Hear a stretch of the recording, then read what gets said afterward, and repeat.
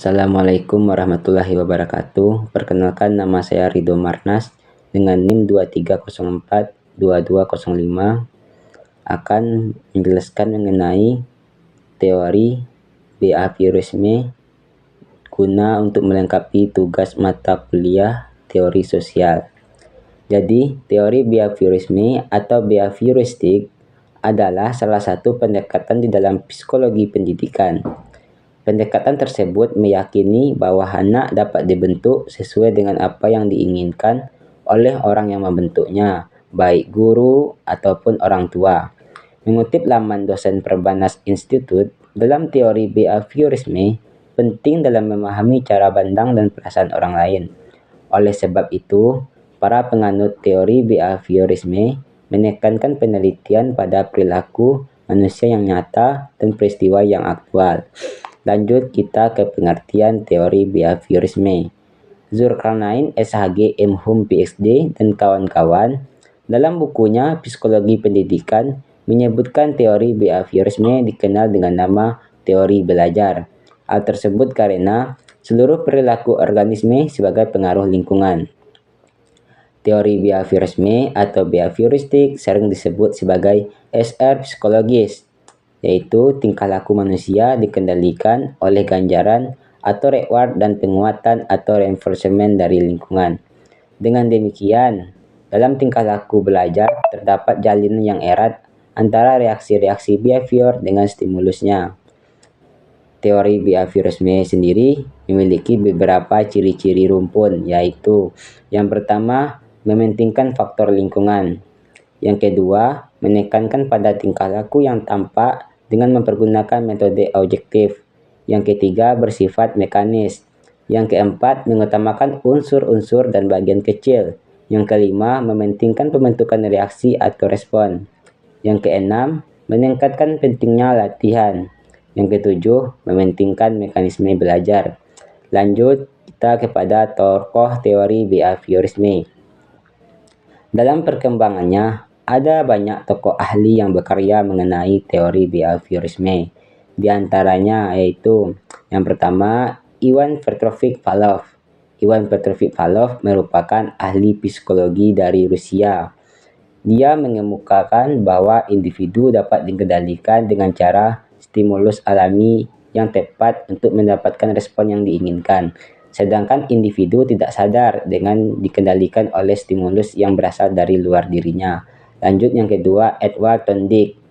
Dalam teori behaviorisme, Thorndike menemukan hukum-hukum belajar seperti hukum kesiapan, hukum latihan, dan hukum akibat.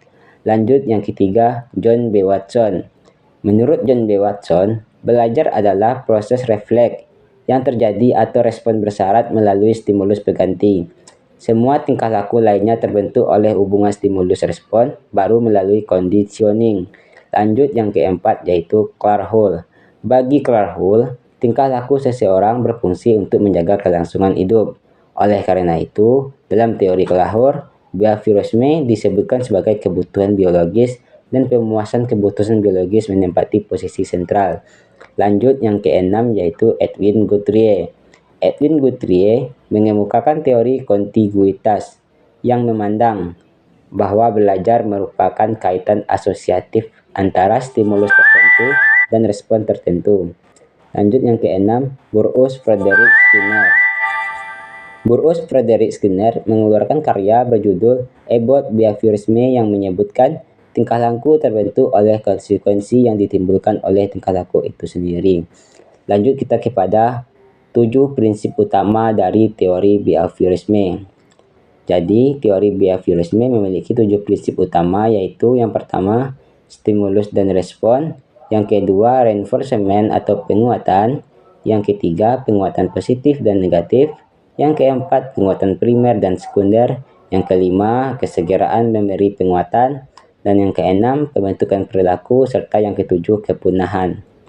Lanjut kita kepada kelebihan dan kelemahan dari teori behaviorisme. Jadi, kelebihan dari teori behaviorisme ini yaitu teori behaviorisme cocok diterapkan untuk melatih anak-anak yang masih membutuhkan dominasi peran orang dewasa. lantaran suka mengulangi dan harus dibiasakan, suka meniru dan senang dengan bentuk penghargaan langsung seperti pujian. Setelah itu, kelebihan dari teori behaviorisme yaitu pembiasaan guru untuk bersikap jeli dan peka pada situasi dan kondisi belajar. Lanjut kita kepada kelemahan teori behaviorisme.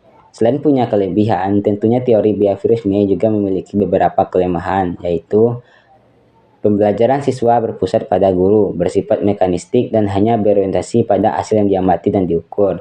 Setelah itu, murid mendengarkan dengan tertib penjelasan guru dan menghafalkan apa yang didengar sebagai cara yang efektif. Dan yang terakhir, kelemahan dari teori behaviorisme yaitu penggunaan hukuman sebagai salah satu cara mendisiplinkan siswa, baik hukum verbal maupun fisik, justru berakibat buruk pada siswa. Salah satu contoh penerapan teori belajar behavioristik adalah adanya sistem poin ketika siswa melakukan pelanggaran terhadap aturan-aturan di sekolah. Penelitian Saputro tahun 2015 menyimpulkan bahwa penerapan teori behavioristik dapat mengurangi siswa mengoperasikan handphone pada saat jam pembelajaran berlangsung. Jadi, teori belajar behaviorisme atau behavioristik ini menjelaskan bahwa belajar adalah perubahan tingkah laku sebagai akibat dari adanya interaksi antara stimulus dan respon. Baik, sekiranya itulah penjelasan dari saya. Terlebih terkurangnya, saya mohon maaf. Terima kasih. Assalamualaikum warahmatullahi wabarakatuh.